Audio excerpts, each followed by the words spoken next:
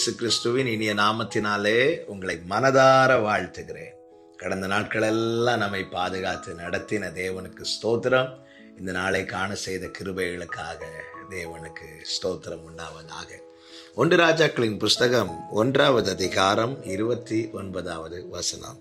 அப்பொழுது ராஜா, உன் குமாரனாகிய சாலமோன் எனக்கு பின் அரசாண்டு அவனே என் ஸ்தானத்தில் என் சிங்காசனத்தின் மேல் வீற்றிருப்பான் என்று நான் உனக்கு இஸ்ரவேலின் தேவனாகிய கர்த்தர் மேல் ஆணையிட்டபடியே இன்றைக்கு செய்து தீர்ப்பேன் என்பதை என் ஆத்துமாவை எல்லா இக்கட்டுக்கும் நீங்களாக்கி மீட்ட கர்த்தருடைய ஜீவனை கொண்டு சொல்லுகிறேன் என்று ஆணையிட்டான். கர்த்தருடைய பரிசுத்த நாமத்திற்கு மகிமை உண்டாவதாக. தாவீது பத்சேபாளிடத்திலே சாலமோனை குறித்து சொன்ன வார்த்தை. இந்த நாளிலே இந்த வார்த்தையை கொண்டு கர்த்தர் நம்மோடு பேசுகிறார். தாவீது வயது சென்றவனாகிறான். இப்பொழுது தாவீதின் வீட்டிலே பிறந்த அதோனியா என்பவன் என்ன செய்கிறான் என்றால், அவனே தன்னை உயர்த்தி அடுத்து நான் தான் ராஜாவாவேன் என்று சொல்லி அவனுக்கு முன் ஓடுவதற்கு சிலரை சம்பாதிக்கிறான். மற்ற எல்லா சகோதரர்களையும் விருந்துக்கு அழைப்பித்து தன்னை ஒரு ராஜாவாக முன்னிறுத்தும்படி செய்ய வேண்டிய காரியங்கள் எல்லாம் செய்ய ஆரம்பிக்கிறான். இந்த நிலையிலே தான் 1வது அதிகாரம் அதனுடைய 10வது வசனத்தில் சொல்லப்பட்டிருக்கிறது.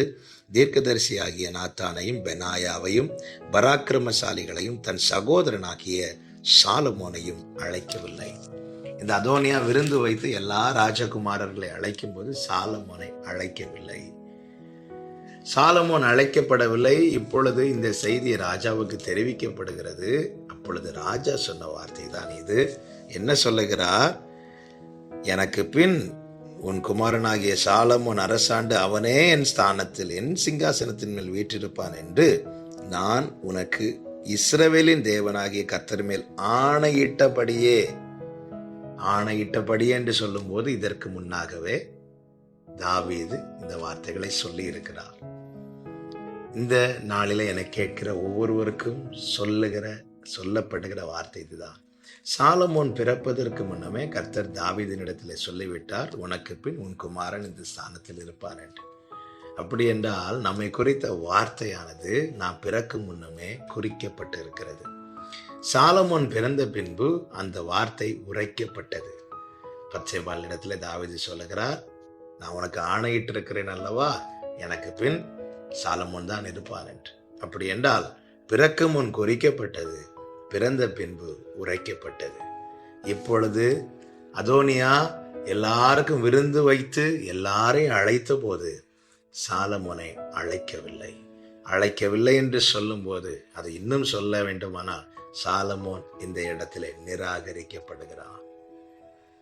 சாலமோன் பிறக்கும் முன்னமே வார்த்தை குறிக்கப்பட்டது, சாலமோன் பிறந்த பின்பு வார்த்தை உரைக்கப்பட்டது. அப்படியானால் இப்பொழுது சாலமோன் நிராகரிக்கப்பட்ட போது தாவீது சொல்லுகிறார், இன்றைக்கே நான் இதை செய்து தீர்ப்பேன் என்று.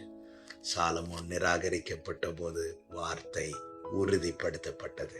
இந்த நாளில் என்னை கேட்டுக்கொண்டிருக்கிற அன்பு சகோதரா சகோதரி, உங்க வாழ்க்கையில நிராகரிக்கப்பட்ட தள்ளப்பட்ட அனுபவத்தினால சோர்ந்து போய் இருக்கிறீர்களோ, உங்களுக்கான நற்செய்தி இதுதான்.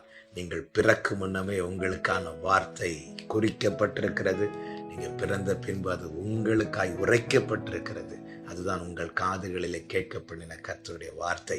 இன்று நீங்கள் நிராகரிக்கப்படுகிறீர்களே, ஆனால் இயேசுவின் நாமத்திலே இதன் மறுபக்கத்தை சொல்லுகிறேன். நீங்கள் நிராகரிக்கப்படும் போது ஒன்றை புரிந்து கொள்ளுங்கள், எனக்காய் குறிக்கப்பட்ட எனக்காய் உரைக்கப்பட்ட கர்த்தருடைய வார்த்தை உறுதிப்படுத்தப்பட போகிறது. அதற்காக ஸ்தோத்திரம். தாவீது நிராகரிக்கப்பட்டான் அல்லவா? தாவீதின் தகப்பன் தன் பிள்ளைகளை எல்லாம் சாமுவேலுக்கு முன்னாக கொண்டு வந்த போது தாவீதை அழைக்கவில்லை. ஆனால் நிராகரிக்கப்பட்ட அன்றைய தினமே தாவீதுக்காக குறித்த உரைத்த கர்த்தருடைய திட்டம், கர்த்தருடைய வார்த்தை உறுதிப்படுத்தப்பட்டது. அதன் அடையாளம்தான் அவன் மேல அபிஷேக தைலம் ஊற்றப்பட்டது.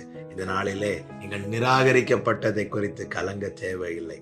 குறித்தது உரைத்தது உறுதிப்படுத்தப்படும். வேதம் சொல்லுகிறது 1 ராஜாக்கள் 1:46, அல்லாமலும் சாலமோன் ராஜாங்கத்துக்குரிய சிங்காசனத்தின் மேல் வீற்றிருக்கிறான். குறிக்கப்பட்டது, உரைக்கப்பட்டது, உறுதிப்படுத்தப்பட்டு நிறைவேறுகிறது. இந்த நாளில் என்னை கேட்குற ஒவ்வொருவருக்கும் சொல்லுகிற வார்த்தை இதுதான். நமக்காய் குறிக்கப்பட்ட வார்த்தை, நமக்காய் உரைக்கப்பட்ட வார்த்தை, நமக்காய் உறுதிப்படுத்தப்பட்ட வார்த்தை, அது நிறைவேறும். நம்மை அதற்கு சாட்சியாய் தேவன் வைப்பார். கர்த்தர் ஒவ்வொருவரையும் ஆசீர்வதிப்பாராக. ஜெபிக்கலாமா? எங்கள் நல்ல தகப்பனை, இந்த நாளிலே எங்களோடு பேசி எங்களை பலப்படுத்தின கிருபைகளுக்காக ஸ்தோத்திரம். எங்களுக்காய் நீர் குறித்தது, எங்கள் காதுகள் கேட்க நீர் உரைத்தது, அதை நீர் உறுதிப்படுத்துவீர், அதை நிச்சயம் நிறைவேற்றுவீர் அப்பா. இந்த நம்பிக்கையிலே முன் செல்ல கிருபை செய்யும். ஒவ்வொருவரையும் சாட்சியாய் நிறுத்தும். ஆண்டவரே, சாலமோனை அந்த ஸ்தானத்தில் நீர் சொன்ன வார்த்தையை நிறைவேற்றும்படி அவனை வைத்தது போல ஆண்டவர், நம்முடைய பிள்ளைகளுக்கு நீர் கொடுத்த ஒவ்வொரு வார்த்தைகளை கர்த்தருடைய ஆவியானவரை நீர் நிறைவேற்றி அந்தந்த நிலையிலே நம்முடைய பிள்ளைகளை சாட்சியாய் வைப்பீராக. இயேசுவின் நாமத்தில் பிதாவே, ஆமென்.